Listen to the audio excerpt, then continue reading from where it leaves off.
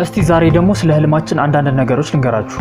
ህልም የአእምሮአችን ድብቅ ህሊና ወይም ሰብኮንሺየስ ማይንድ ከንቁ ህሊናችን ወይም ከኮንሺየስ ማይንዳችን ጋር የሚነጋገርበት አንዱ መንገድ ነው። አእምሮአችን በይበልጥ ንቁ የሚሆነው ነቅተን እያለ ሳይሆን ተኝተን እያለ ነው። በአማካይ የህይወታችንን 6 ዓመት ህልም እያለምን ነው የምናሳልፈው። ሁሉም ሰው በምሽት ከ4 እስከ 6 የሚደርሱ ህልሞችን ያያል፣ በብዛት ስለማናስታውሳቸው ነው። እያለምን ባለንበት ቅጽበት ከነቃን ግን ህልሙን በደንብ ማስታወስ እንችላለን።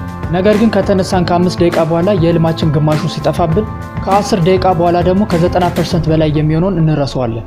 በህልማችን ከዚህ በፊት አይተነው የማናውቀውን አዲስ ሰው ማየት አንችልም። ምክንያቱም ጭንቅላታችን የአዲስ ሰውን ፊት መፍጠር ስለማይችል ቢያንስ መንገድ ላይ ሳናስተውል ያየናቸው ሰዎች ይሆናሉ። እሱ ብቻ ሳይሆን በህልማችን የራሳችንን መልክ በመስታወት ማየት አንችልም። በተጨማሪም ሰዓት ማየት እንዲሁም መጽሐፍ ማንበብ አንችልም። ምክንያቱም እነዚህ ነገሮች በንቃተ ህሊና የሚደረጉ ነገሮች ናቸው። እስቲ አሁን ደግሞ እናንተ ልጠይቃችሁ፣ ስታልሙ በከለር ነው ወይስ በብላክ ኤንድ ዋይት? አይነ ስውር ሆኖ የተወለዱ ሰዎች ህልም ማየት ይችላሉ ወይስ አይችሉም?